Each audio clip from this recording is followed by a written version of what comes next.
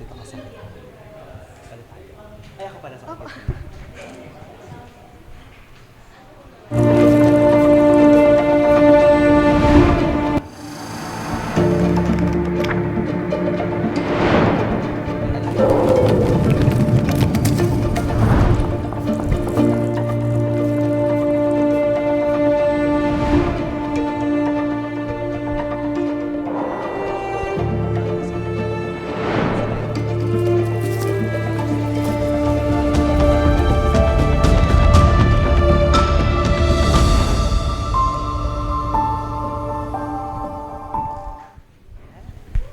Good morning, Life Nova. Can you say good morning the person beside to you? Yeah. Can you say thank you at nandito ka sa 10 a.m. service? By the way, I'm Arthur, one of the life group leaders here in Life Nova. At I hope and pray na makatch natin yung message today because this is a continuation, I believe, from the last year topic. And before anything else, I would like to share to you, in line with our topic today, or preaching today, from 2 Timothy chapter 1, verse 7. For God gave us a spirit, not of fear, but of power and love and self-control. Paul is reaching out to Timothy to uplift him as he gets the challenge of leading the early Christian community. Timothy was young and probably experienced some feeling of insecurity or shyness in his role as a pastor. So probably some of you who are leading a life group today, sometimes we are intimidated by the person na mas matanda sa atin or quote-unquote mas successful sa atin. But Paul encourages Timothy not to let fear take charge, reminding him that God has equipped him with the qualities he needs for his role, the power, love, and sound judgment. This advice inspired Timothy to step into his leadership role with confidence and trust in God's provision. Can we all stand up? Let us pray. Lord, help us to abide in you. Just as the branch cannot bear fruits of itself unless it abides in the vine. May your love flow through me, enabling me to bear the fruit of your Spirit. In Jesus' name we pray. Amen. Let's worship the Lord. Good morning once again, Life Nova. Let us celebrate the goodness, the faithfulness of our unchanging God. Let's sing with all our hearts and soul. Let's celebrate.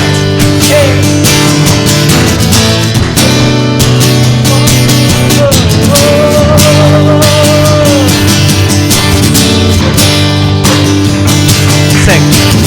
Your word is true, it will never fail. Our soul secure, you carry us through. Seasons will change, come on. Seasons will change, sun and moon will fade away. But our hope is sure that forever you reign. Just let it be, come on. Let it be as you have said. Your ways are higher. You've gone ahead of us. Now we will trust in our unchanging God. Your word unshaken. Your look will be our life. Now we will trust in our unchanging God.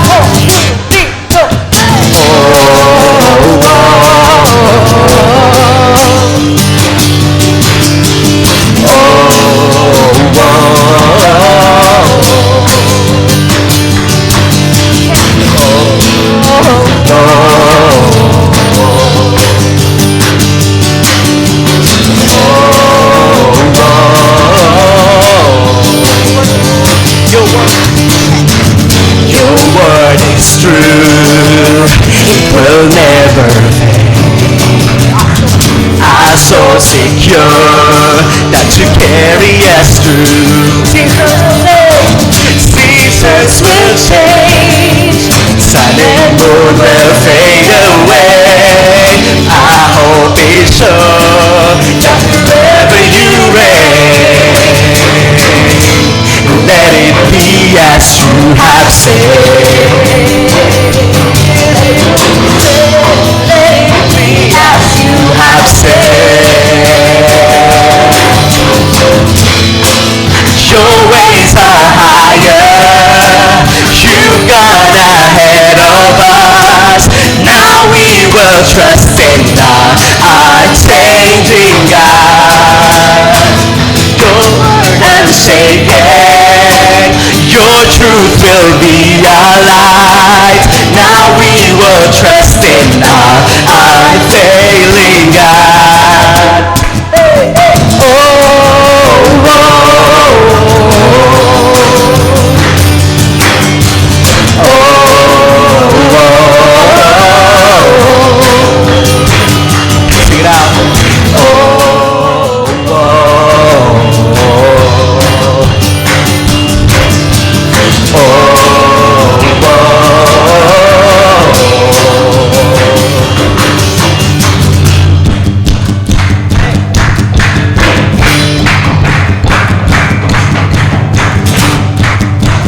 Sing it out. Never fail. We trust you will never fail. We run to you will never fail. We live for you will never fail. You will never fail. We trust in you will never fail. We rise now. You will never fail. We live for you will never fail.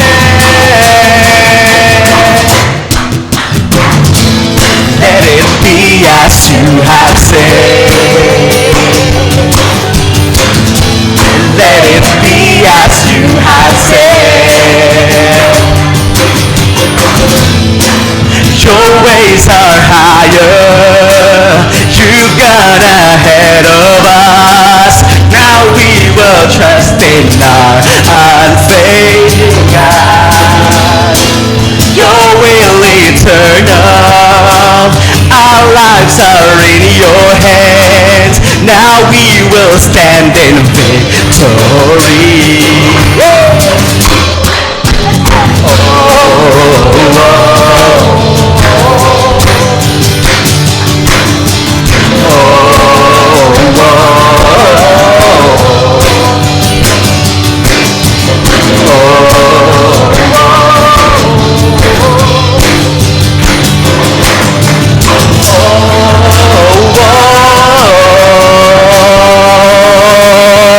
Let's give our God a hand of praise. Come on. Thank you, God.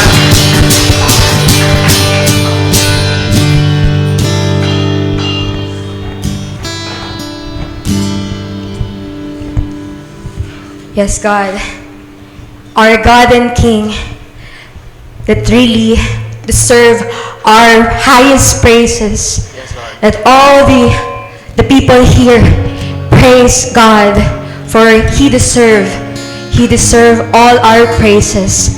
Our God and King that loves us so much.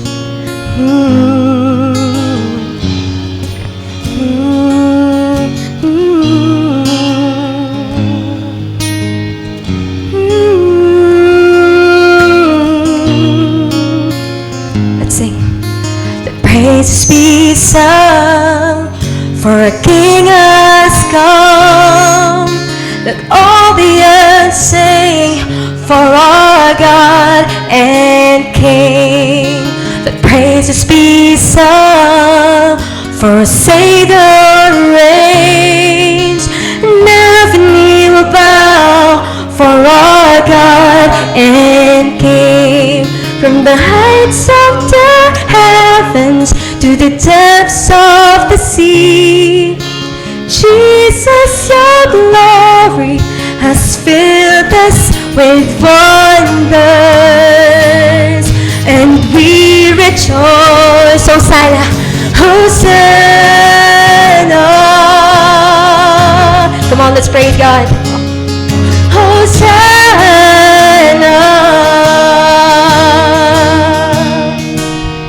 Hosanna to the King of Kings. Hosanna, Hosanna,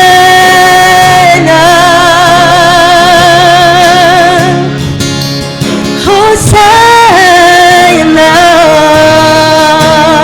We say Hosanna to the King of Kings.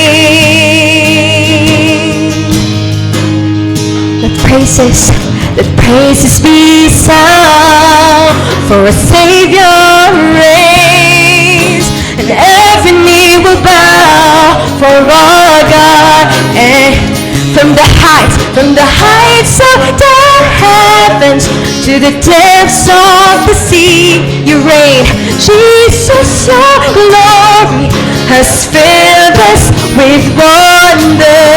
We rejoice and we rejoice. Hosanna,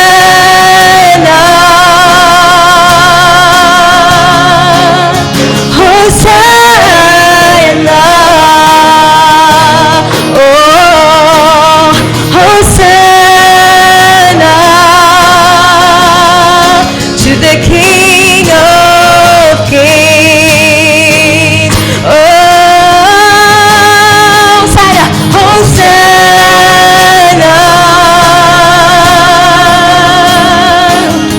Hosanna, oh, Hosanna to the King of Kings. One simple night, in one humble town, your glory displayed, your light shone down. Jesus our Savior, Jesus our King, Jesus Messiah, salvation is one simple night, in one humble town, your glory displayed, your light shone down. Jesus our Savior, Jesus our King, Jesus Messiah, salvation.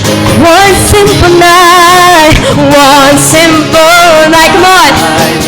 One humble town, your glory displayed, your light shone down. Jesus our Savior, Jesus our King, Jesus Messiah, salvation is He.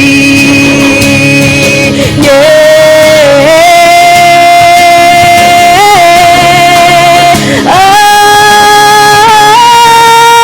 Hosanna,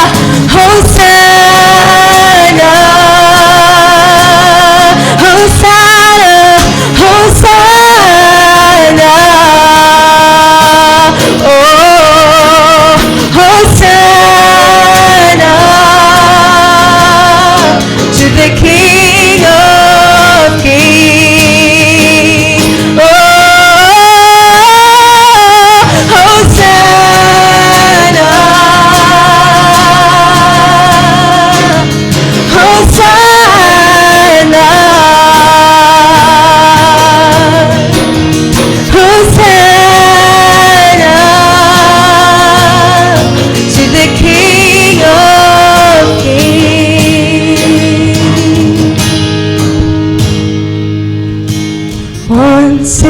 simple night, in one humble town, glory displayed, your light shone down. Jesus our Savior, Jesus our King, Jesus Messiah, salvation is here. One simple night, in one humble town, glory displayed, your light shone down. Jesus our Savior, Jesus our King, Jesus Messiah, salvation is here. Let's give God a hand of praise, come on.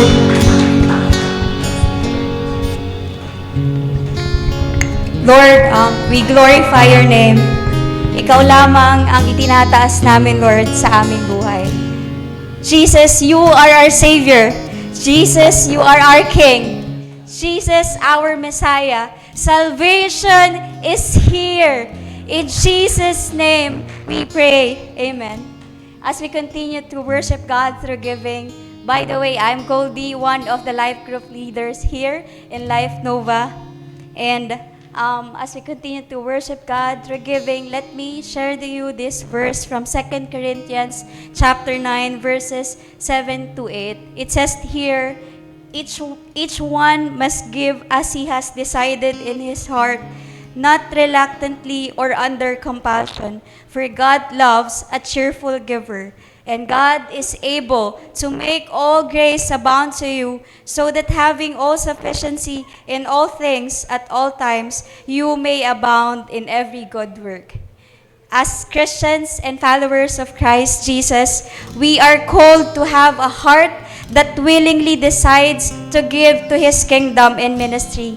And our motivation for giving should always come from a place of joy, not reluctance or obligation.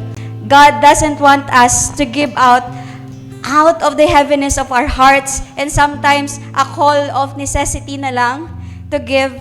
He desires that we give with a cheerful heart.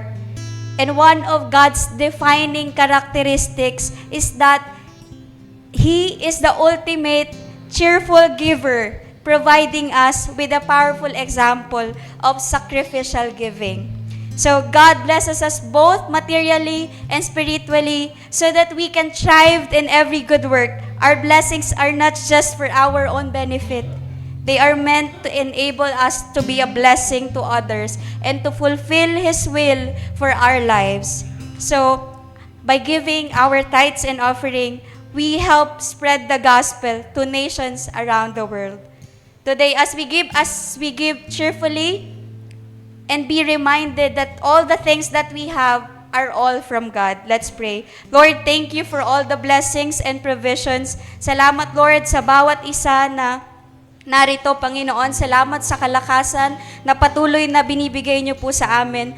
Lord, binabalik po namin ang aming tithes and offering, Lord God, ng may galak sa aming puso at pagmamahal, Lord. And dalangin namin, Lord, na ang bawat biyaya na binibigay niyo po sa amin, Panginoon, ay magamit po namin ito, Lord, ng may purpose at hindi lang, Lord, para sa amin personally, but Lord, gamitin mo po kami bilang daluyan ng iyong pagpapala, Lord, sa aming kapwa, sa aming mga kapatid, Panginoon, at lalo na, Lord, mapulfill namin yung purpose namin sa aming buhay.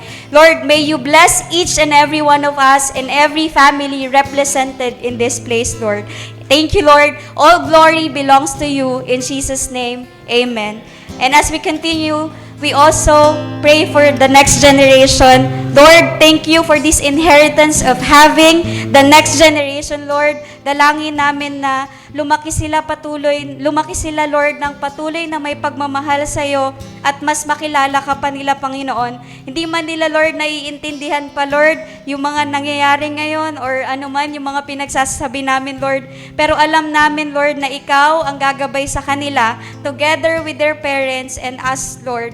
And Lord, as a church, we pray, Lord God, that we will always be a blessing to the next generation. Thank you, Lord. In Jesus' name, amen and amen. And let's continue to worship God.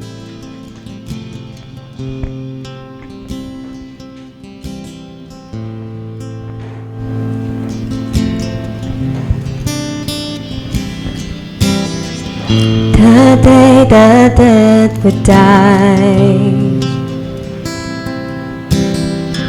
our Savior gave His life, rejected by us all. In silence bore the cross. Who knew this man of sorrows would make our hearts whole?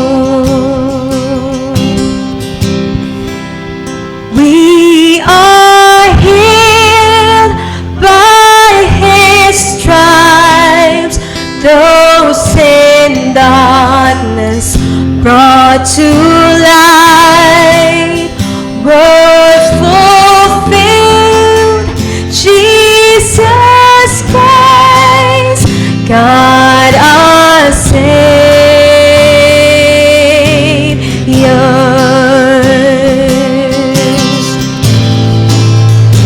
Our healer, our redeemer, our King.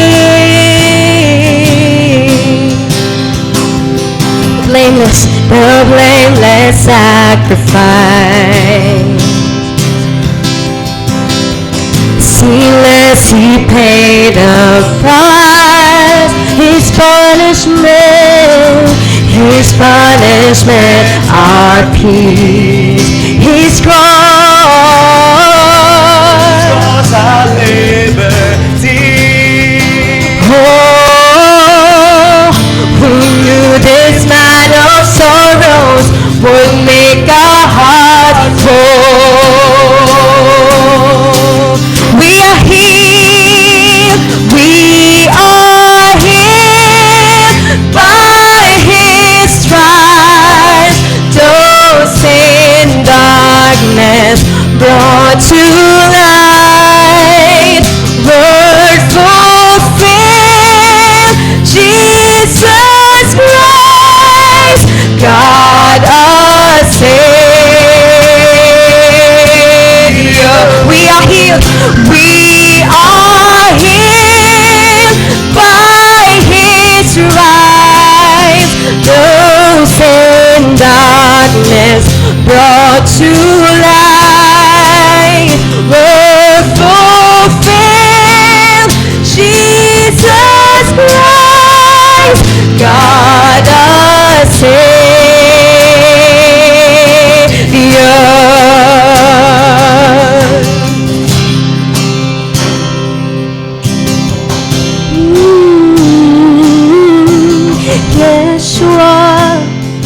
Yeshua, our healer, Yeshua, Redeemer, Yeshua, our risen King. Lord, we call upon your name, Yeshua,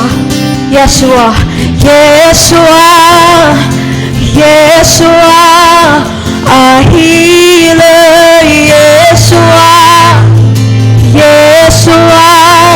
Redeemer, Yeshua, our risen King.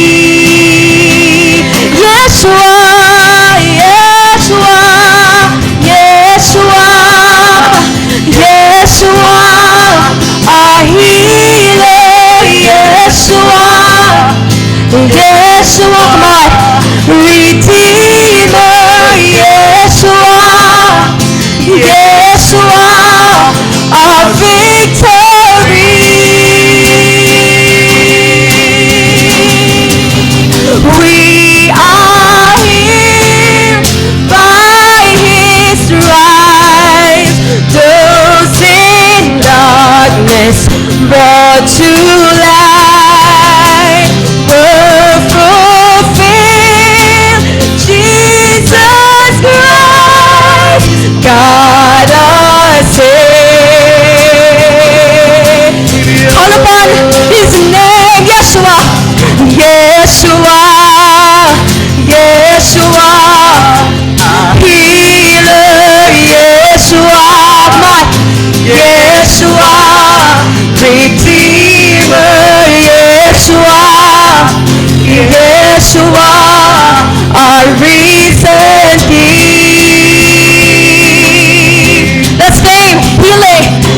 Yeshua, Yeshua, Yeshua, our healer, Yeshua, Yeshua, Redeemer, Yeshua, Yeshua, our victory.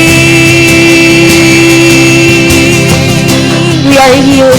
We are healed by His stripes. Those in darkness brought to light. Word fulfilled. Jesus Christ, God our Savior. Once more. We are healed by His stripes. Come on. Those in darkness brought to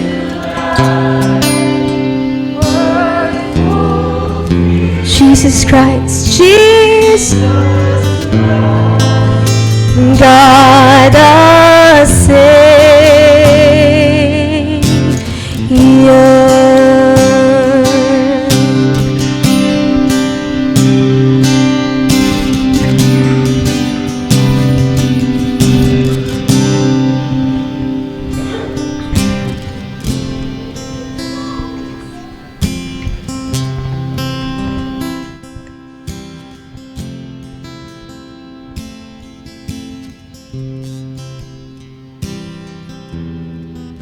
Second Timothy chapter 3 verses 16 and 17.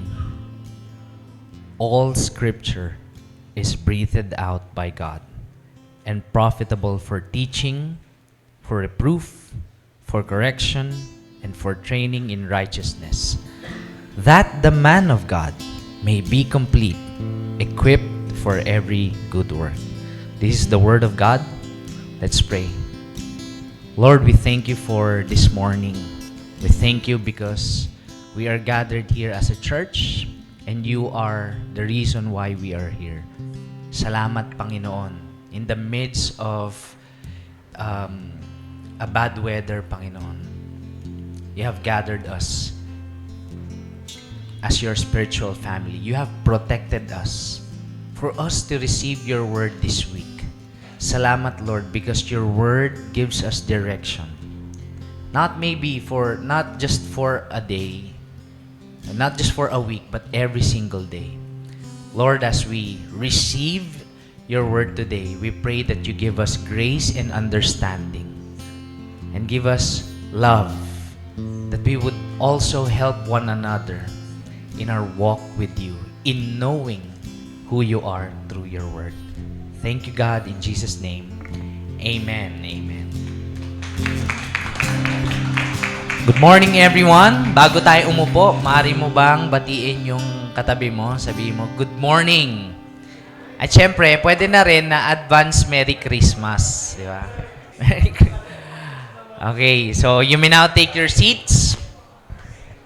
Good morning, everyone. I'm Jo Marie. I'm one of your campus missionaries dito sa Life, serving with our leaders, our pastors, Pastor Henry and Pastor Tim, and some of our missionaries. So kanina, I'm really grateful na marami ng mga equipped and empowered to really exhort or encourage us through the Word of God. Dito kasi sa Life and in our Every Nation movement, we believe that the Spirit of God empowers every believer.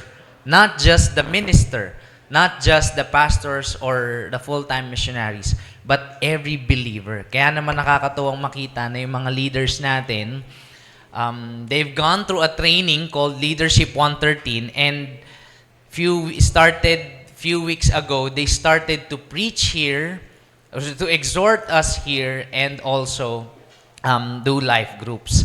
I want to show you a picture of my family. This is my mini family.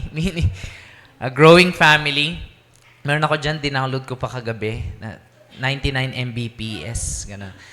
Yan, and this is a picture of our whole family serving in our youth gathering in the series. Merong series ang youth gathering natin tuwing Sabado.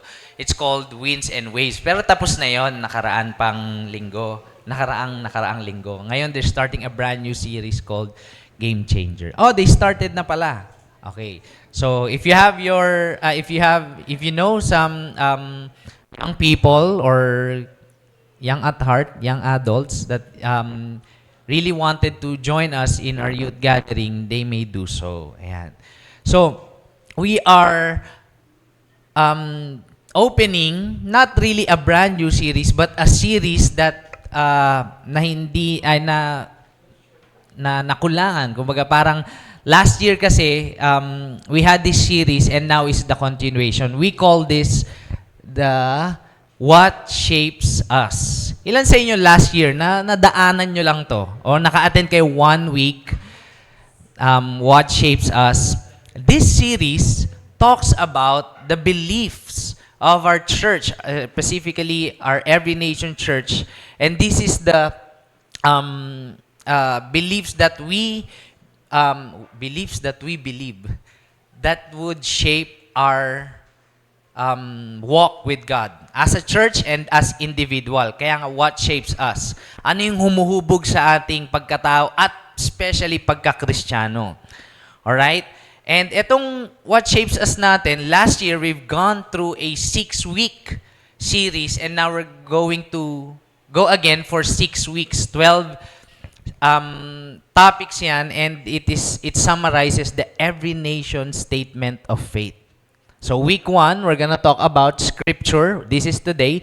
And next is salvation, then sanctification, and then sacraments, and then, kala nyo S, no? Mission, ayan, letter M naman, and the second coming. So I hope na makumpleto natin to, hindi lang para mag-wish kapag Pasko, but to really know, ano ba kami as a church? Ano ba yung pananiniwalaan namin? Bakit mahalaga na alam natin yung pinaniniwalaan natin? Hindi lang tayo sumasabay sa agos ng mga nauna sa atin. Oh, yan na kasi yung faith ni Pastor eh. Yan na rin yung sa akin. Ayan na kasi yung faith ni Papa eh. Yan na rin yung sa akin. Hiramin ko na lang. O kaya gayahin ko na lang. Punta ako ng church, tapos aalis. Kunwari may nagtanong sa atin, ano ba yung faith nyo? Or yung iba in the term of, ano bang religion nyo? Ano kasi kami, sa probinsya eh, ano kami, ganito kami, born again Christian kami. It's as if yung faith, pag yung mother and father mo, yun yung faith nila, matik na yun yung sa'yo. While, it is a culture in our nation na kung ano yung kinalakihan mo sa pamilya, yun na yun. But in true Christianity, in the true faith, your belief is your responsibility. What you believe is your responsibility. Let me give you an example. An explanation. What you believe kasi determines how you act. How you live life. For example, naniniwala ka na your belief, hindi ka nagwawalis sa gabi. Kunwari lang, no? Hindi ka nagwawalis sa gabi kasi quote and quote, mamalasing ka o winawalis mo yung swerte. Umaalis ka ng papuntang trabaho umaga, nakakarating ka gabi. Walang nagwawalis. So naipon na yung dust dun sa bahay nyo. And dahil nga meron kang paniniwala na ganito and you didn't know where it came from and you just obey it, you just believe it, and establish for the rest of your life, malamang sasabihin mo rin yun sa next generation na related sa'yo or sa magiging susunod na anak mo. You see what I mean? That is the danger of believing something that you don't know about. That's why here in our church, meron tayong statement of faith. And I hope and pray that etong statement of faith natin, coming from the Scripture, hindi natin to inimbento, but we get it out from the Scripture, una, malaman natin siya, maging aware tayo, malaman natin siya, at maintindihan natin. At kapag naintindihan natin, hopefully, by the grace of God, ma-obey natin at maisabuhay natin. Not just as individual, but also as a church. Kasi nga, iisa lang naman tayo ng Diyos at meron tayong church na kinabibilangan, meron tayong statement of faith na pinag-aagrihan. Alright? So much for the intro. Today, we're gonna talk about the scripture. Yan. The statement of faith about the scripture. And this is what we believe as a church. Now, if you have questions, mamaya, i-ano natin yan. Pero if you have questions, you may ask us, our leaders, our pastors, and also me, after the service, kung meron kayong question. But, let me read to you, and right after, if we understand this, upon getting it from the scripture, sabay-sabay natin siyang bibigkasin with a whole heart. But right now, let me read it first. We believe God has spoken through human authors in the scriptures. The 66 canonical books of the Old and New Testaments. The Bible is the only written, verbally inspired Word of God and is self-attesting, unchanging, and without error. In all it affirms, as God's authoritative, infallible, and sufficient revelation for life, doctrine, and practice, the Bible is to be trusted and obeyed. Alright? So, etong statement of faith natin, ito yung pinaniniwalaan natin patungkol sa Bible. Bakit tayo may Bible sa church? Bakit hindi tayo nagmo-movie marathon tuwing Sunday? Tapos magkakasama tayo, tapos tignan natin yung life principle sa movie na yon. Bakit Word of God? Bakit kapag binabasa yung Word of God, we all stand? The minister would say, let's all stand, let's all rise, ganon. Or in some other denominations, merong priority yung Word ni God. Bakit ganun kahalaga sa mga Kristiyano ang Word ni God? So, yung binasa natin kanina is a letter of Apostle Paul kay Timothy, a young person. Meron ba dito student from the campus? Pumasok ka ba kahapon? It's a letter of an old generation to a young generation. The heart is passing on what is really important. At partida, si Apostle Paul ay nasa kulungan nung time na to. Nahuli siya, maybe in his second or third missionary journey, and then, dahil hindi na nga siya makalabas doon, sinulatan niya si Timothy. And this is a heartwarming letter kasi after this letter, Paul was executed. So imagine the importance. Kung meron ka mang sasabihin sa malapit sa'yo or sa dinidisciple mo, syempre yung pinaka-importante na yun. And this text na binasa natin is part of that. Now, sabi dito, all scripture is breathed out by God. Doon muna tayo. When you say all, it does not mean some. O yung mga bagong scripture lamang ang breathed. O hindi rin sinabi, the Old Testament only is breathed out by God. It says all. Can you say all? Kaya sa statement of faith natin, nakalagay 66 canonical books. Ilan ang books ng Bible na legit? Merong in through the history, merong mga dinagdag ang Catholic churches, but the scholars and our Every Nation Statement of Faith affirms that 66 canonical books ang legit na kasama. Coach, paano nila nababasa yun? Paano nila nalalaman na ito kasali, ito hindi? Kaya ang tawag doon sa pagkakasama-sama, canonical. Paano nila nalalaman yun? Sinong nagde-decide? Alright, so we're not gonna get into that, pero one quick answer is, there are scholars who study, even before the history, every letter or every book meron niyang iisang common storyline. At tinahanap nila yun. For example, merong nagsulat ng The Book of Enoch. Titignan nila kung pasok ba to sa storyline ng lahat ng 66 books. What makes the scripture breathed out or inspired, ibig sabihin, divine origin galing kay God, what makes it inspired or breathed out is this. It was written by humans. 66 authors. Meron na ba kayo narinig na sabi, bakit ka naniniwala dyan? Sulat lang ng tao yan eh. Diba? Narinig nyo na ba yun? Or naka-encounter na kayo ganon? Nang ganon? Sulat lang ng tao yan, ba't ka naniniwala dyan? Diba? Yung news din, sulat ng tao eh. Yung mga nobela, yung mga na ginagawang sulat din ng tao, pinagbabasahan pa nga ng life principles. Yung mga kanta, sulat din ng tao. Yung Bible, sulat din ng tao eh. Ilan sa inyo narinig nyo na yon? Tama nga naman, Would you agree? Sulat ba ng tao ang Bible? Sulat ng tao yan. Sulat ng tao. But, hindi lang siya basta-basta sulat ng tao.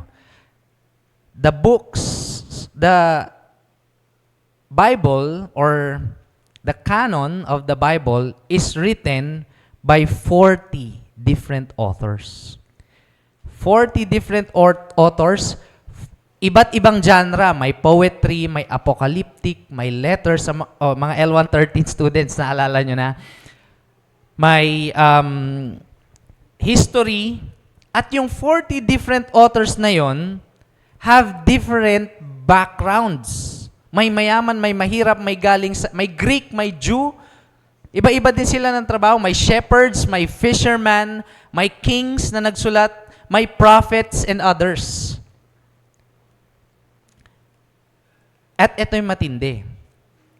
Hindi nila, although iba siguro sa New Testament, pero hindi sila magkakapare-parehas ng timeline. The Bible is written over a period of 1,500 years. Iba-iba sila ng timeline, yet they have a common storyline which talks about the love of God, redemption of humanity from sin, salvation and restoration, and one central embodiment or culmination ng lahat ng yon, Messiah. How come na yung 1,500 years, 40 na iba't ibang tao, iba-iba ng background, iba-iba ng pinanggalingan, written in 3 different continents, Africa, Asia, and Europe. Nagka-agree, although hindi naman sila sabay-sabay nagsulat, pero nagka-agree sila na merong isang storyline. Paano nangyari yun? It's as if, kukuha tayo dito ng 40. Yung isa mamumuhay 1900s, yung isa mamumuhay pagdating ni Martin Luther, yung isa pagdating ni Magellan, yung isa, ito lang. Tapos nagkapare-parehas ng storyline.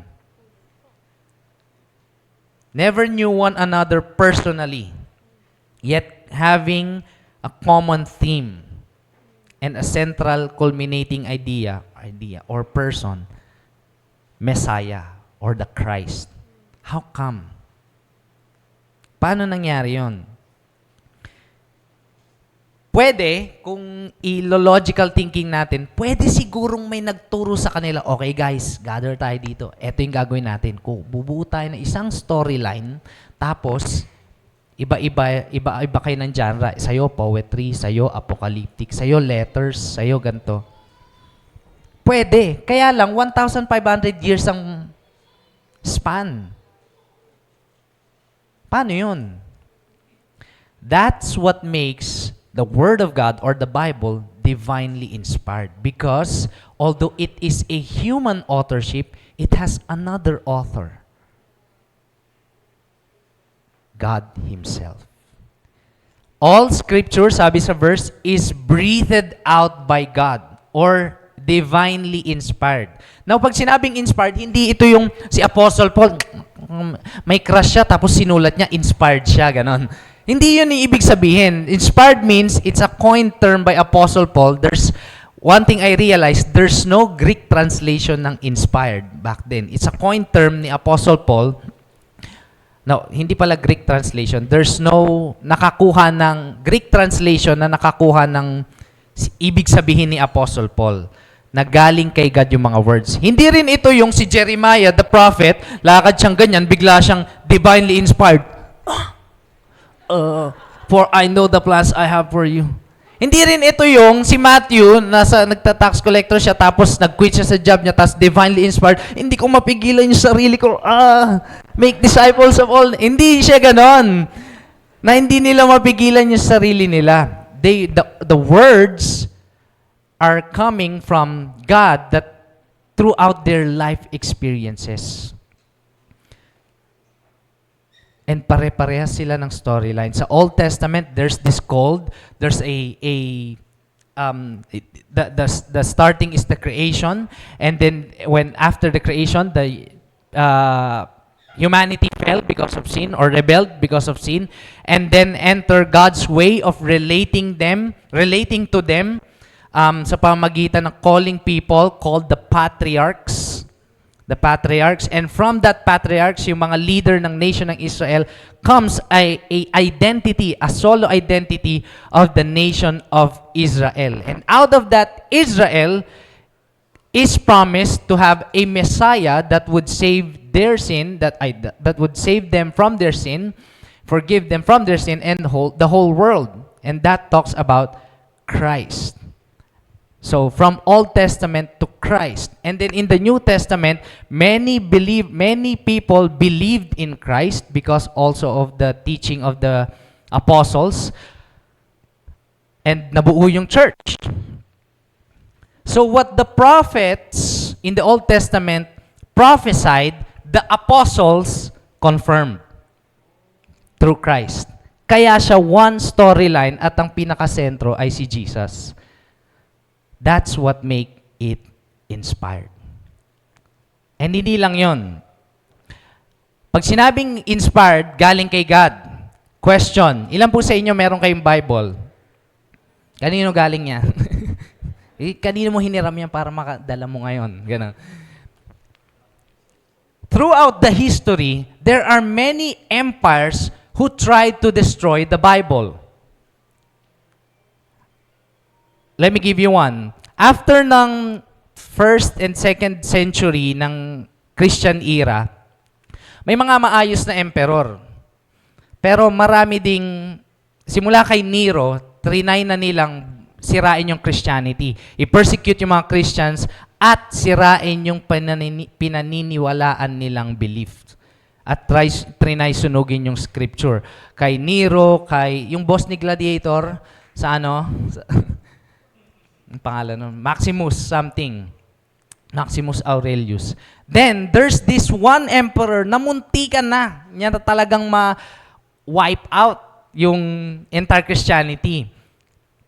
Nag-persecute siya, pinatay niya lahat ng mga Kristiyano na naniniwala, kahit yung mga patago, kahit yung mga nagsilayas sa bayan ng Israel, pumunta sa iba't ibang panig, hinanting, and sinama din yung pagsunog ng mga scripture or liturgical books by fire. That's in the 3rd century by the Emperor Diocletian. Yan, meron ba tayong picture niyan? Nag-selfie kami niyan eh. Hindi siya, si Voltaire yan eh. That's in the Renaissance. Yan, semento na siya ngayon. Hindi. Kasi emperor eh, dati pinapagawan talaga sila kung gaano sila ka-powerful. Almost destroyed. But again, marami pang scripture yung hindi niya nahulim. In fact, after nung reign niya, saka nagsilabasan yung mga natatagong Kristiyano at kopya ng scripture. Marami palang kopya ang scripture. Question, ilan po sa inyo meron kayong birth certificate? Ilan kopya nyo yan? What makes it legit is syempre yung stamp or yung ano ng government and yung copies niyan. Did you know that Galatians, the book of Galatians, have 5,000 copies in that day, pagkatapos ni Diocletian? Ibig sabihin, mas legit pa yung Bible sa birth certificate mo. Ganon siya katindi. At trinay pa itong, after ng hindi magtagumpay ni Diocletian, trinay pa itong wasakin ng isang French infidel with the name of Voltaire. Voltaire says this, Christianity is assuredly the most ridiculous, the most absurd, and the most bloody religion which has ever infected in this world. Ito na kasi yung mga time na kung saan nami-misinterpret na yung paggamit ng, yung Christianity ay naging worldwide, hindi naman worldwide, pero naging malakasang religion siya na ini-impose na siya sa mga tao. So kung ayaw mo telling about the Crusades as well. Pero, hindi rin siya nagtagumpay kahit nasiraan niya ng siraan. In fact, sabi sa dito sa Bible Hub, which I research, sabi dito, he boldly made the prediction. Nag-predict siya na within 100 years mula nung pinanganak siya, mawawala na daw lahat ng kopya ng Scripture. I will make it over my dead body. Sabi, I will make it happen. Pero after 100 years, hindi niya nagawa. After nung kamatayan niya, yung bahay niya pa nga mismo, yung naging printing press ng Scripture. Yan, printed his infidel literature. Nagsulat din siya ng books against the Bible, pero kaya siya merong printing press. Pero after niyang mamatay, yung bahay niya yung naging printing press ng Bible, which is called the Geneva Bible Society back then. Voltaire and all his cohorts have miserably failed. And another one, throughout the history, did you know that there are times in the history that Roman Catholics tried to destroy the Bible? There came a time na yung mga Bible ay pwede nang mabasa, transliterated to common language. Back then kasi, the liturgical people lang yung nakakabasa ng Bible. Ang nangyari, nung na-translate siya sa mga common people, mga hindi super saiyan, hindi kaya mag-super saiyan, mga common people, na-translate siya, nabigyan ng kopya yung isang mababang tao. And the Roman Catholics argues that the Holy Bible cannot be transliterated perfectly to English. So, maraming silang mga kinuha na mga kopya mula sa mga common na tao at kung ayaw nila ibigay, papatayin nila. Ganon katindi yung laban. There's a quarrel between the Roman Catholic and the Bible for common people. But, again, throughout the history, time and time, up until now, we still have the Bible. Kaya siya inspired. Kaya siya breathed out by God. It came from God. No matter how you want to destroy it. Kung gusto mo talaga ma-destroy yung Bible, tambay mo lang siya sa bahay. Made-destroy na siya ng alikabok. hindi pa rin siya made-destroy. Kasi papakailaman yun ng kids. Babasahin yun ng teenagers. The Bible, or the Word of God, the 66 canon, passed through the test of time.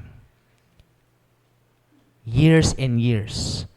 Kaya sabi ni Apostle Paul, in fact, ang tinutukoy pa nga lang ni Apostle Paul dito, the all scripture, is yung mga scripture hanggang sa time niya. All scripture is breathed out by God. That's what makes the Bible authoritative. It's the final authority of life values and governance. Kaya nga sa mga nanunumpa pag maglilingkod sa bayan, di ba? Pinapatong nila yung kamay nila sa Bible. It's like saying, this, I am the leader, pero this is the authority. My authority is delegated from this authority. Pinasa lang sa akin yung authority mula dito sa authority ng word. That's what they're saying pag sila ay nanumpa sa taong bayan. Now, that's doon pa lang tayo sa breathed out. Now, I want to give you another facet of this. Sabi doon kasi, breathe it out. Ilan sa inyo nakasakay na kayo ng MRT? MRT. Meron kasi kaming last time pinuntahan ni Alfred, yung discipleship admin natin. Nag-MRT kami papunta sa Every Nation. Kaya lang, nasiksikan eh. Ilan sa inyo na-try nyo ng mahingahan kayo? Alam mo yung ulam niya kagabi. Adobo, no? Mali, last week pa yon.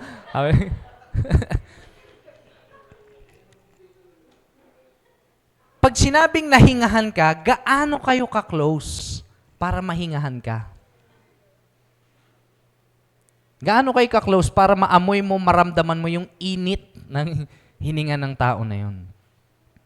When we say breathe it out, it indicates closeness. God would have, at pwede namang ganito na lang ginawa ni God eh. Mula sa langit, binaba niya isang malaking libro. Tapos bumakat sa lupa, ganon. And God would always speak from heaven, and you will hear my voice saying. But, there's a communication. There's an effort of communication and through the word and close proximity. Ano ibig sabihin nun? Sa mga may relationship dito, alam nyo kung gaano kahalaga yung closeness at communication. Sa mga mag-asawa, sa mga may asawa, pag umuwi ka ng bahay at yung misis mo tahimik lang, hindi mo na alam kung anong nangyari sa buong mundo. Mangangapa ka ngayon kasi hindi siya nagko-communicate. Sasabihin mo, ano bang problema? Wala. Naku, patay ka pag sinabi niyang wala. Hindi nga, ano bang problema? Okay lang. Yung okay lang na yon, medyo malabong communication. Pag walang communication, nalilesen yung relationship. Hindi naman sa nawawala, pero nalilesen yung closeness. Thanks be to God that His word is breathed out. It pertains to closeness of God to His hearers, to His people. Breathed out by God, and sabi dito, profitable. Profitable. Mapagkakakitaan. Tama ba? Profitable profit. Now, if you can look closely and research it, there's a wide range of meaning, pero ang pinakamalapit ay useful. Kaya lang, pag sa English kasi, pag tinatranslate yung English, medyo bumababaw na iba yung meaning, kaya useful. Parang hindi rin masyadong swak kapag all scripture is breathed out by God and useful. Although useful talaga siya. But, you know what? The Filipino language capture it the most. It says, it means to say, kapaki-pakinabang. Yan. Galing ng Pilipino, ha? Kapaki-pakinabang. Para saan? For teaching, for reproof, for correction, and for training in righteousness. Bilisan ko lang, very quick. For teaching, the Word of God is kapaki-pakinabang for us to be taught for the way of life.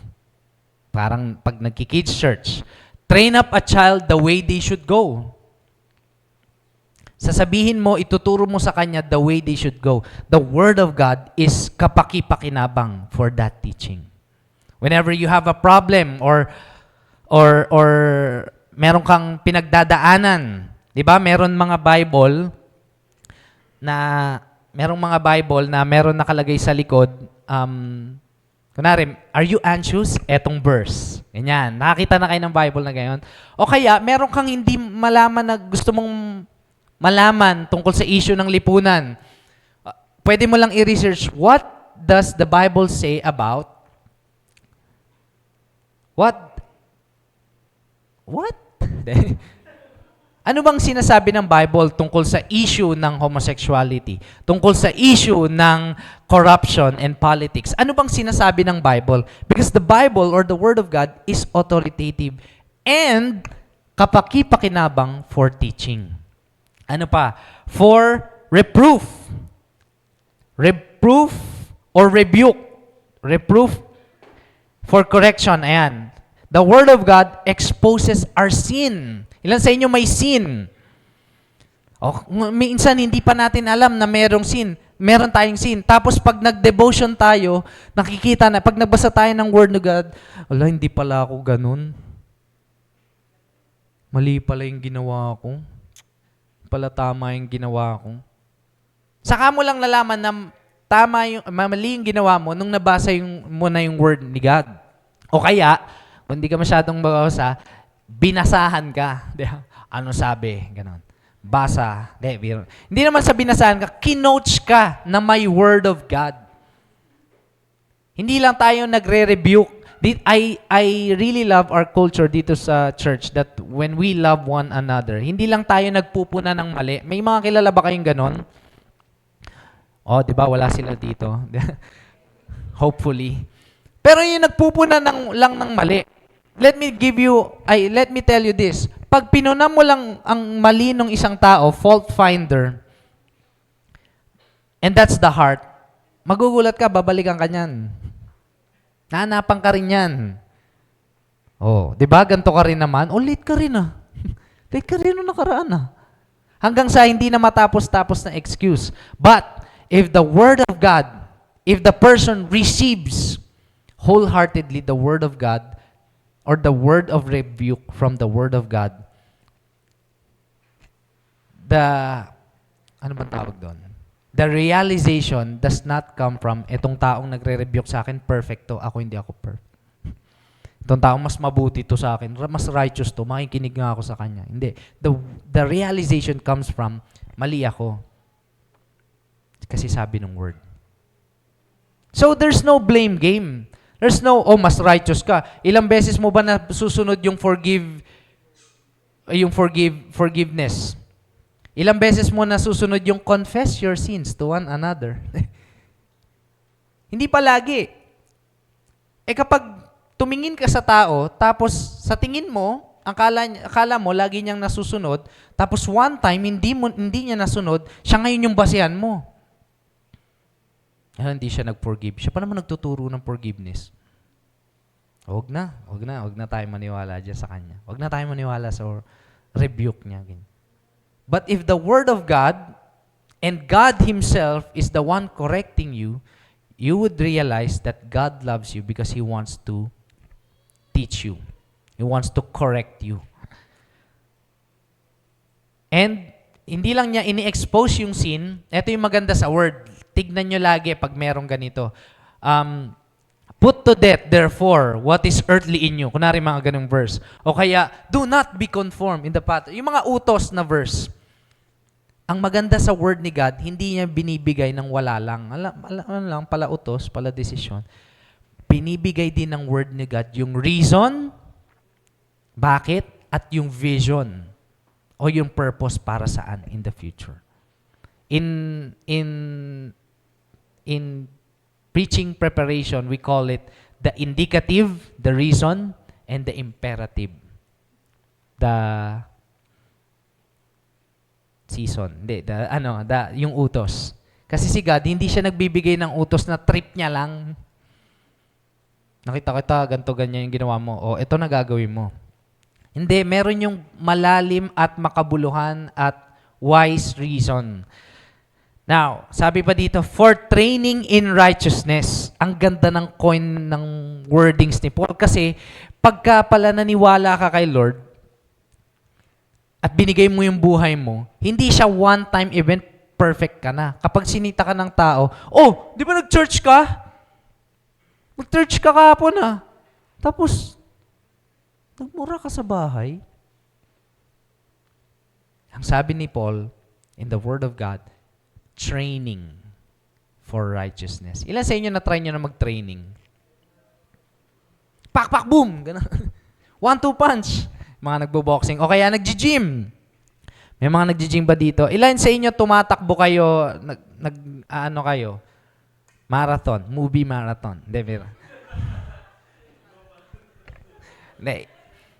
Hindi ba kapag training, may consistency? Sa training ba, merong failure? Meron bang tayo na mapagod ka? Napapagod ka, binababa mo na yung 100 kilograms na barbell. Ayoko na. Isang kamay. May mga time ba natutumba ka? Pag training? May mga time ba solo ka mag-training? May mga time ba meron kang coach sa training?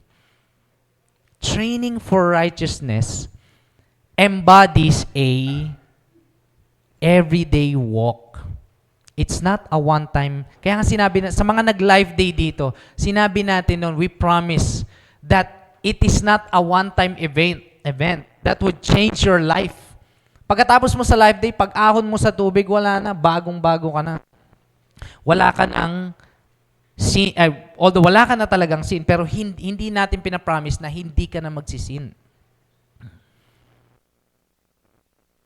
So, after, sa mga nabaptize in water, sa mga nag-life day, it is an encouragement for us that we are in a walk, in a training for righteousness. Hindi siya yung religion na dapat perfect ka na. Huwag mong ipakita yung kamalian mo. Naku, magagalit si pastor. Di ba, pastor? Hindi nga magagalit si pastor eh. Magagalit siya sa sin. Pero hindi sa'yo. And that is the reason why the Word of God is kapaki-pakinabang or profitable for training in righteousness. Sadly, eto yung matindi. Sadly, many of us, even in the Christian realms, rely on the wisdom of the world rather than the truth of the Scripture. Kung ano yung, kunwari, merong mga quotable quotes sa social media. Minsan, mas matimbang pa yon kaysa sa Scripture ni God, sa sinabi ni God na isinasa buhay natin. Kaya nga, itong series natin, it's called What Shapes Us. The Scripture shapes our way of life.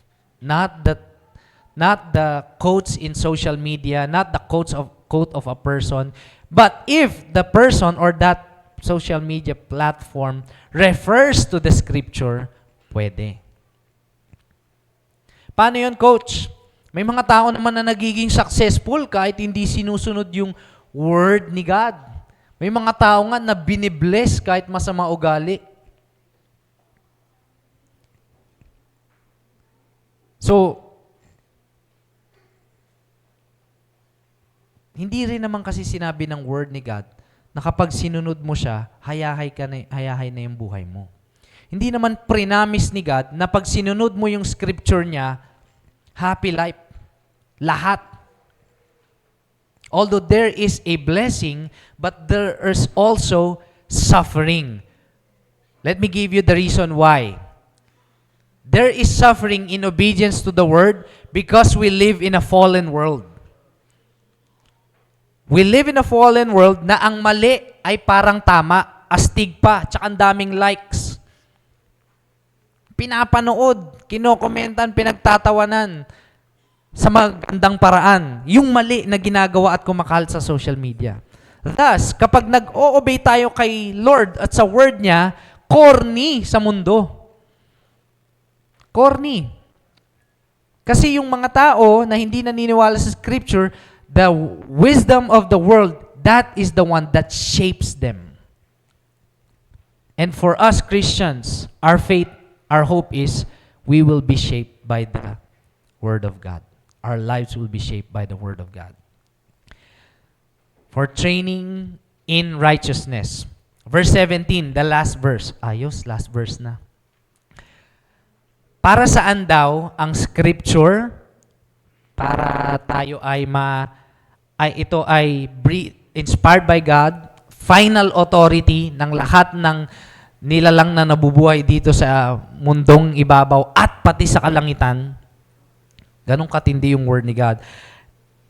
Profitable for teaching, reproof, for correction, and for training for righteousness. Para saan daw?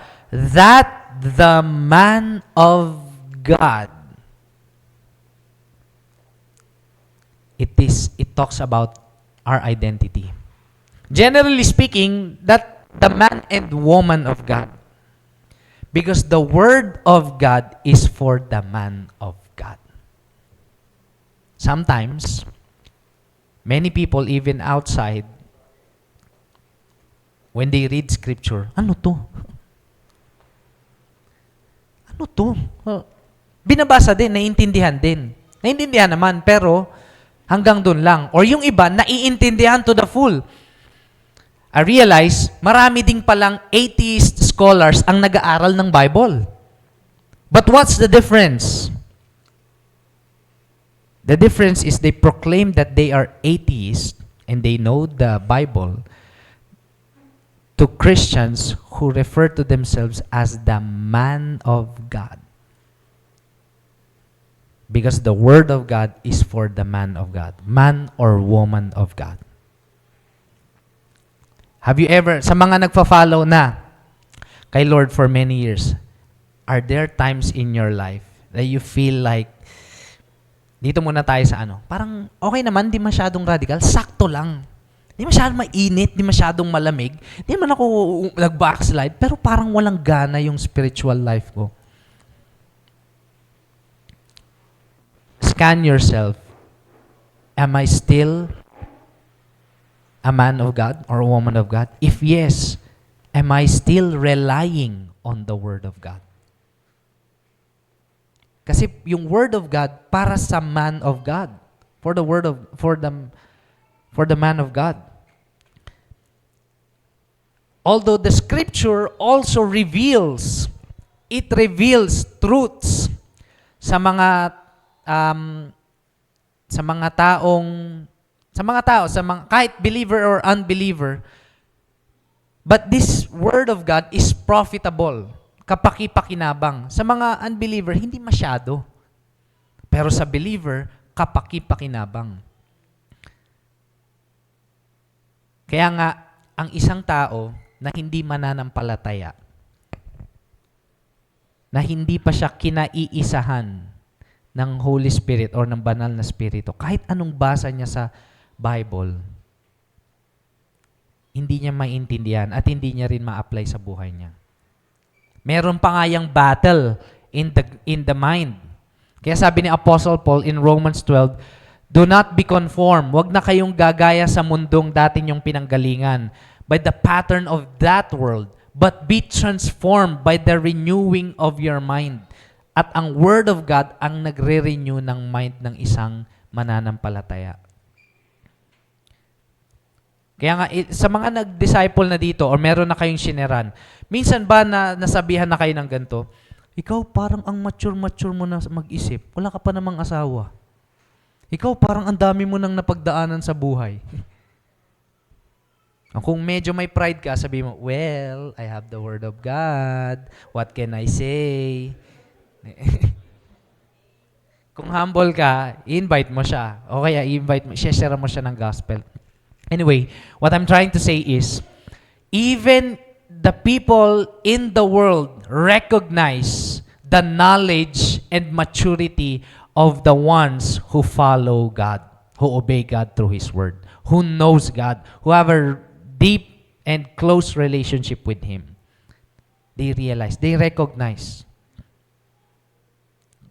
Relating it to our theme, the Word of God set us apart from the world. Although wala dyan sa point.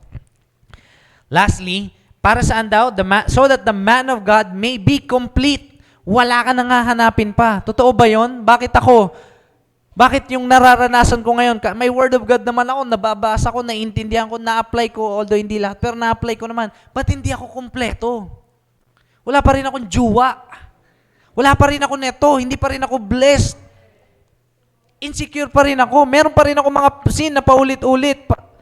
Kala ko ba sabi dito, complete.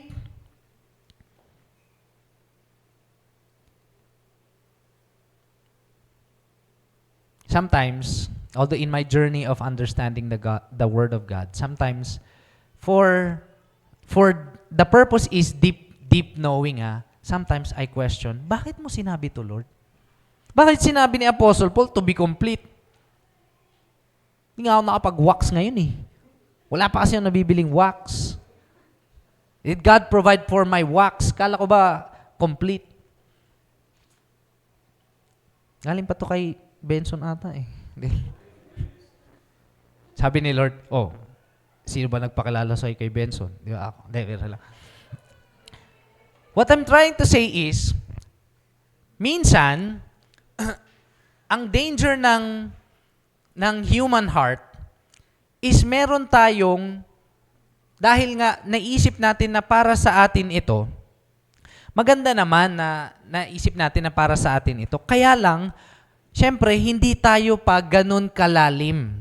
Lalo na sa mga bagong believer pa lang. Hindi pa tayo ganun kalalim. Minsan, nami-misinterpret natin. At minsan pa nga, kung malalim ka na, mini-misinterpret mo. Para magswak sa sin na ginagawa natin. And you know, that has happened to many leaders in the Christian realms. Sometimes, what's the danger of you know lots about Scripture. Sometimes you interpret it para maswak sa maling bagay na gusto mo ipagpatuloy. Kaya sabi din ni Apostle Paul, knowledge of the Scripture puffs up, but love builds up. Love for God and love for other people. So that the man of God may be complete. Ano ba tong complete na to na sinasabi? In the original transliteration, meron din yung wide meaning that says mature. Mature. How do you know if a person is mature in Christian faith? Dami niya ng alam na Bible verse. Grabe yung cover photo niya sa Facebook. John 3:16. Yung profile picture niya. Tapos may verse. Yung verse na yon kung ano yung verse ng week. Tapos sa wall niya meron siyang daily devotion. Marami din siyang nababasang libro tungkol sa Christian faith. How do you know if a person is mature? Alam niya rin lahat ng kanta. Alam niya lang, pero hindi niya kayang kantahan ng maganda. Pero alam niya. Serve siya ng serve. Pagpasok ko nga ng Sunday, siya na nag-usher. Siya na nag-usher, siya na nag-core, siya na nag-tech. Magpapakanta pa siya. Ang mature na niya.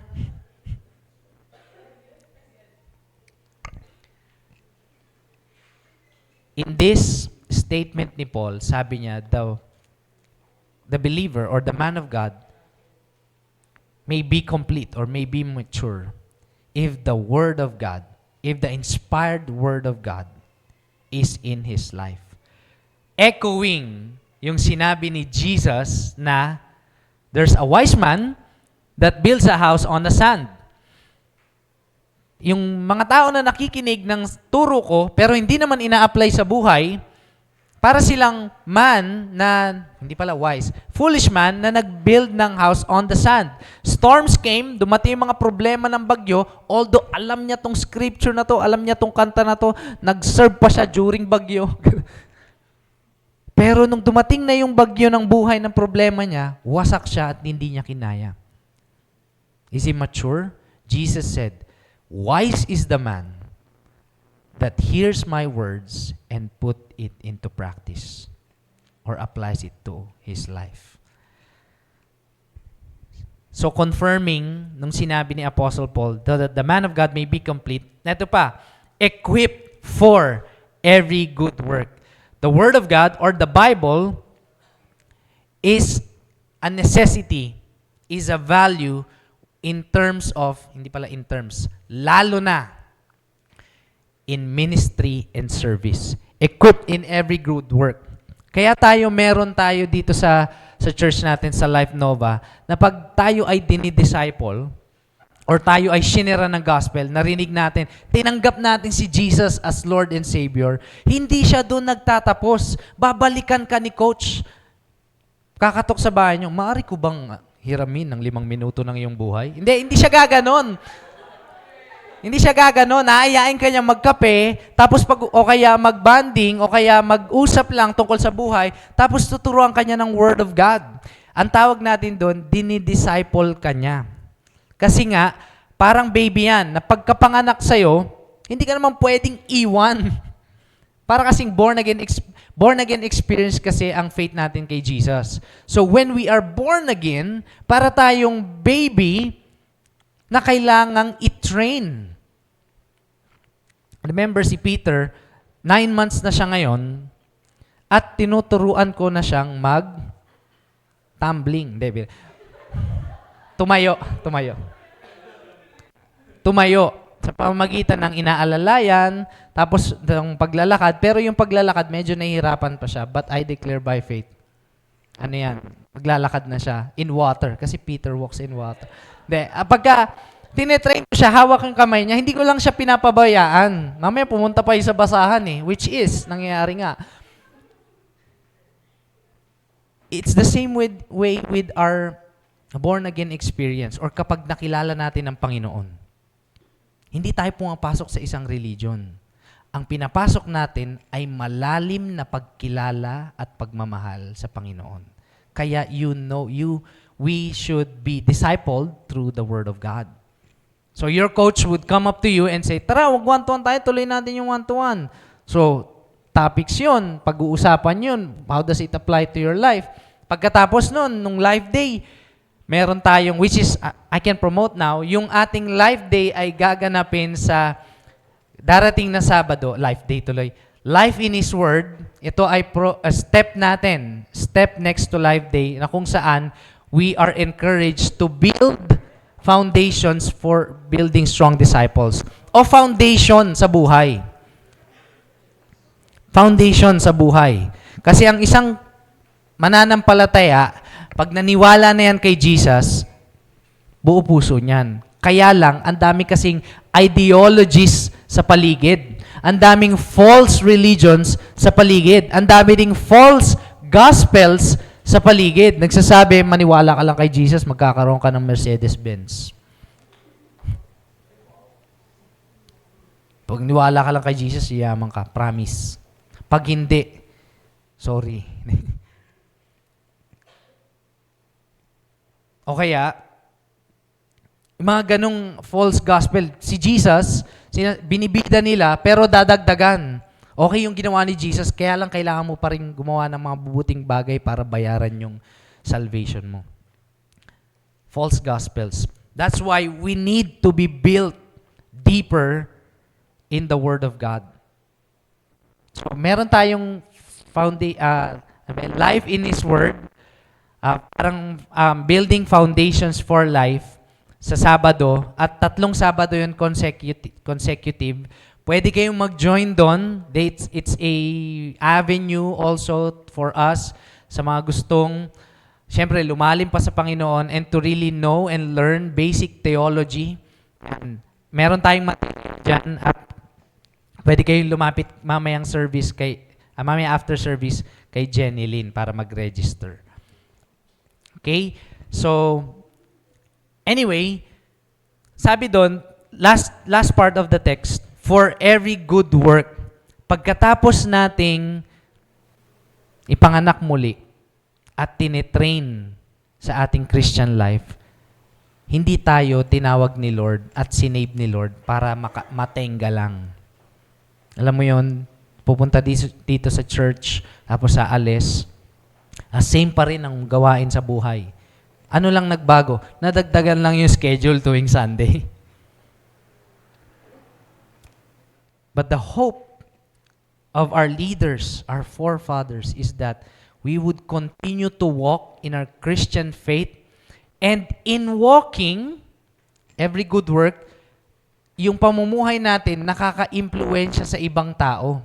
In terms of serving them, that's a good work, or ministering to them. Pag sinabing minister, serving them, pero praying for them, giving to them if they need something, especially not first and foremost to the household of God, then to the rest of the world. Maraming believer or naniwala kay Jesus na nandito ngayon. The reason is, may man or woman of God that was equipped for every good work. In fact, you are invited here and you are continuously being discipled because that man of God man and woman of God was equipped for good work na tinawag sa kanya ng Panginoon. Hindi naman siya magpapastor. Huwag kang mag-alala kung natatakot ka na mag full-time siya. Pero who knows if God will call. But all believers are called to minister. Sabihin nga natin to, every member, a minister. Hindi lang si pastor, hindi lang si Coach Jom, hindi lang yung mga nag-exhort dito kanina or yung leaders natin, but every believer is called for every good work to minister. So, as we end this preaching, let's all stand and this is my request, can we read with all our hearts the statement of faith na binasa natin kanina? Now, heads up lang, if you really believe on this, and you hold fast to this belief or statement of faith, can you read it out loud? Because in this belief, in our belief in the spoken, in the Word of God, spoken and written Word of God, we have life. Kaya nga yung movement natin, ang unang pangalan niya, Life in His Word. So, okay ba yan? Sige, let's read all together. We believe God has spoken through human authors in the Scriptures, the 66 canonical books of the Old and New Testaments. The Bible is the only written, verbally inspired Word of God and is self-attesting, unchanging, and without error in all it affirms. As God's authoritative, infallible, and sufficient revelation for life, doctrine, and practice, the Bible is to be trusted and obeyed. I like the last part kasi although we know the credentials of the Word, the Bible is not just meant to be known. It is meant to be trusted. Real talk. Anong pinagdadaanan mo ngayon?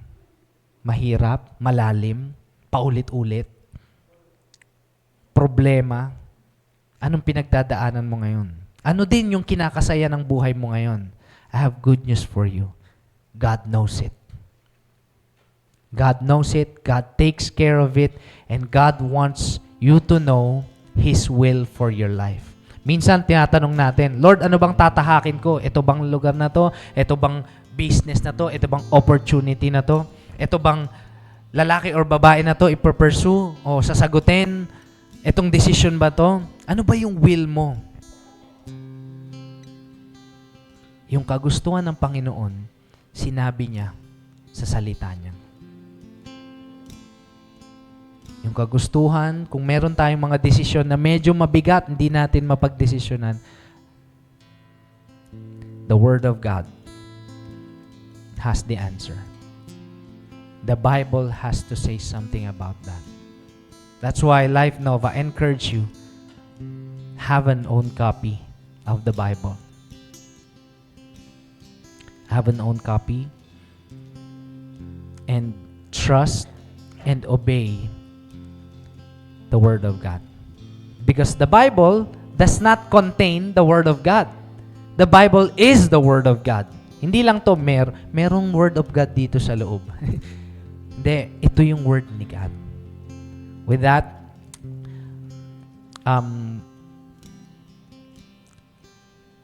let me just pray for everyone in this morning. Di ba masayang isipin na yung week, yung linggo natin, nagsimula sa Diyos. Matatapos din sa Diyos. Pero every single week, it is very important that we receive the Word of God for our lives. Let me pray for everyone. And after this, we're gonna have a communion for us to be at one page and makita na at maintindihan at ma-remind tayo sino ba yung tinutukoy ng Word of God. Let me pray first. Father in heaven, marami pong salamat sa araw na to.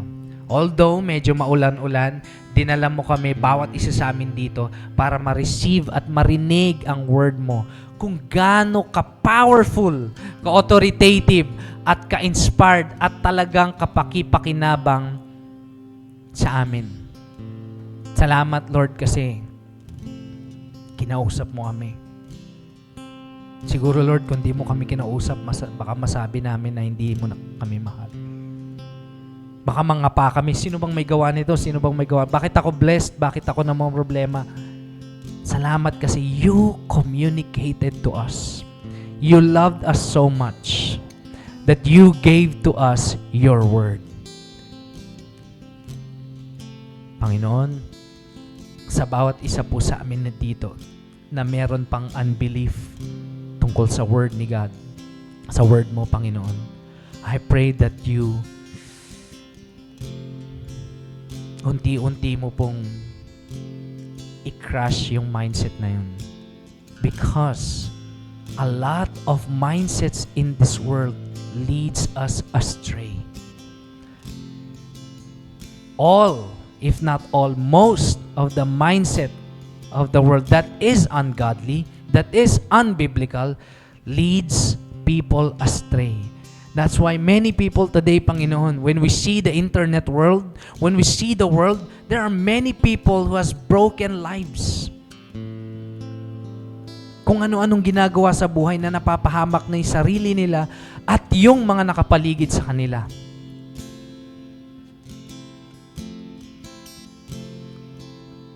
Lord,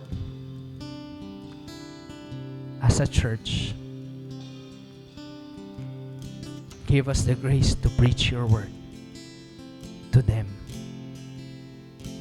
As we value the most valuable thing on earth, may we not neglect to share it to others. Because the world is decaying, the world is dying. When we see the news, when we see the young generation, even our generation, people are inherently corrupt. But the good news is, you gave us your word. Thank you, Lord. I pray, Lord, that all of us here will pursue truth starting today. Starting this moment, we will chase after your word. We will chase for your truth. And sabi mo nga sa salita mo, your truth that breaks mindset, that breaks lies, will set us free. Thank you, God, in Jesus' name. Amen. Palakpakan natin si Lord. Now we're gonna do is, since it's the first Sunday of the month, we're not doing this because of tradition every first Sunday. We're gonna do this because our topic is scripture. And the scripture tell us that this is of first importance. Why? Because the Word of God became flesh. And the Word of God, as He became flesh, dwelt among us. That is through Jesus Christ. Kaya naman, in the same author, sabi din ni Apostle Paul in 1 Corinthians chapter 11, sabi dito, for I received from the Lord what I also delivered to you, that the Lord Jesus, on the night when He was betrayed, took bread. And when He had given thanks, He broke it and said, this is my body, which is for you. Do this in remembrance of me. Taas muna natin yung bread. The bread symbolizes the body of Jesus that was broken, nabugbog, na latayan, namaga, nasugatan, at pinarusahan. Every teaching ni Jesus is recorded on this word. And that at that time when He was tortured, many people did not believe Him. But there are some who believe. And He they believed that Jesus Christ is the Son of God, and He gave Him His life for those who will believe, for humanity. So it is with us today. Folks, if you believe that Jesus died on the cross, and you agree with the whole Christian body in faith in Jesus, but by His stripes, sa pamamagitan ng mga sugat niya, we can be healed. We are healed. Practically speaking, kung meron man sa atin dito may nararamdamang disease or sakit, by faith, if we put that faith into the greatest healer of all, we will be healed. Let's raise our bread. Let's pray. Lord Jesus, inaalala ka po namin ngayon. Salamat kasi mahal mo kami. Na binigay mo yung sakripisyo na katawan mo, na nalatayan, nasugatan para sa amin. Minsan tinatanong namin, sino ba kami para pag-alayan mo? Pero ganun mo kami kamahal. Kasi kung di mo yun gagawin, mamumuhay kaming miserable dito sa lupa at sa next life. Pero salamat. Kasi sinacrifice mo yung sarili mo. You paid the price for us to be redeemed. And no one can ever do that. Not us. We're not righteous. We're not perfect. Not even the leaders of this nation and whoever leader that is. Only you, the Lamb of God, the firstborn of all creation, lived a sinless life, is the perfect sacrifice for humanity's sin. And so today, we honor you. We remember you. We worship you. In Jesus' name, amen. Sabay-sabay nating partake. And as I say, this is the body of Christ. In agreement, you would say, thanks be to God. This is the body of Christ broken for us. Thanks be to God. Thank you, Lord.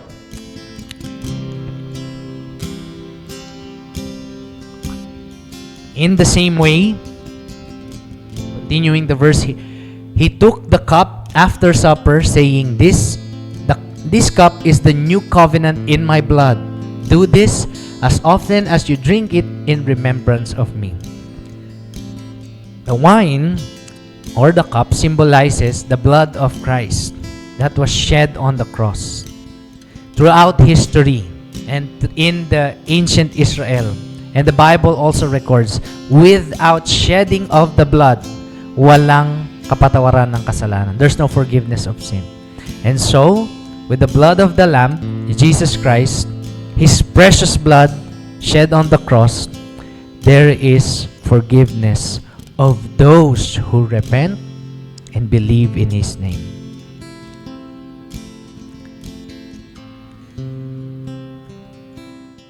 Let's pray. Lord Jesus, in the same way po, we honor you with your precious blood. We are really grateful kasi sa lahat ng kasalanan namin sa mundong to na kasama sa pamumuhay namin, merong nagbayad ng kasalanan na yun. At ikaw yun, Lord. As sickness is to the body, as sin is to the soul, you paid it all, Lord. Lord Jesus, ngayon po sa pag-alala namin ng iyong dugo, ipaalala mo din sa amin, Lord, kung gaano naging matigas yung ulo namin. Pero ipaalala mo din na kahit matigas yung ulo namin, mahal mo pa rin kami. At patuloy mo kaming binabago. Hindi pa man kami perfect ngayon, pero meron po kaming progress dahil sa pamamagitan mo.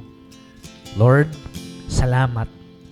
Dahil ngayon, by faith, naniniwala kami na lahat ng kasalanan namin ay pinatawad mo na.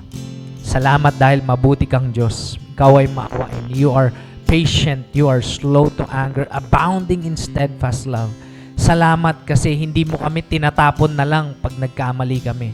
Pero paulit-ulit mo kaming ginagawa ng mabuti. Because you said, your goodness leads us to repent. And so today, Panginoon, we repent of all the sins that we have committed from the past months, past weeks, past day, and past hours. And Lord, salamat kasi napakalaki ng ginawa ng iyong dugo.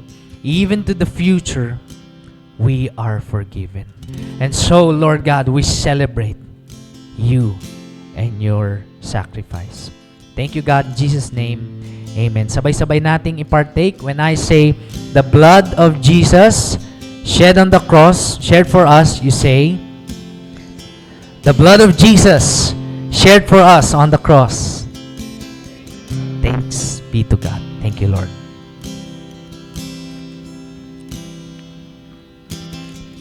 Let's give a hand to Jesus. Jesus, the central message of God's Word. Why don't we all worship God, worship the Lord with all our heart, because His Word is fulfilled through Jesus Christ. Let's worship God.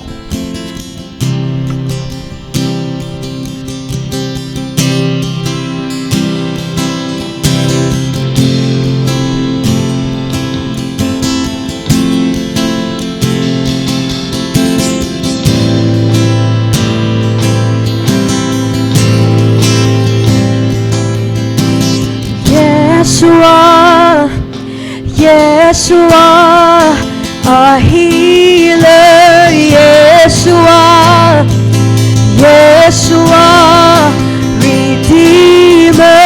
Yeshua, Yeshua, our risen King.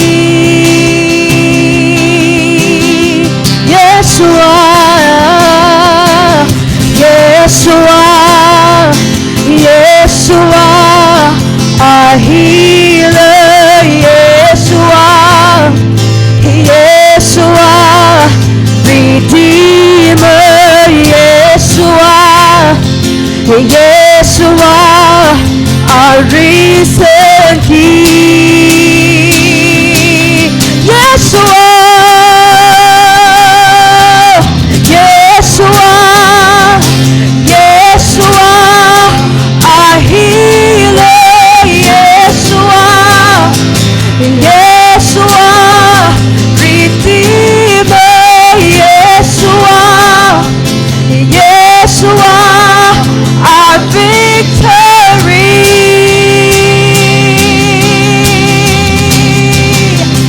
We are healed by His stripes.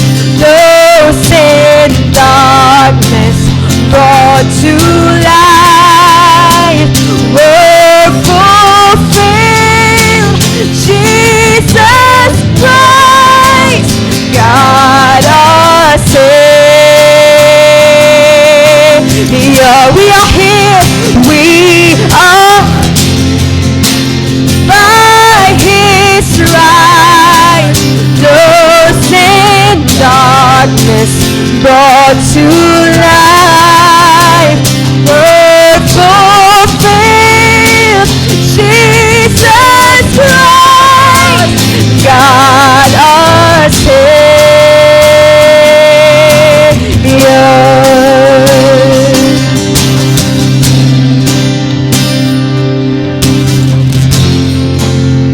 Thank you, Lord. Who among you na-inspired sa preaching today? Don't you know that I just Googled na we can influence others sa lifetime natin? We can influence 3 people per day in our lifetime. Don't you know that? So today, starting today, we can influence others na mahal sila ni Lord. And we can influence them dahil ang goodness ni Lord ay nag-uumapaw sa buhay natin. So let us pray. Father God, thank you, Lord, sa word mo today. Lord, hindi lang to maging historical book sa amin, but maging life book namin every day.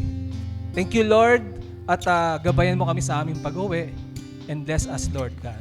In Jesus' name we pray. Amen. We are dismissed.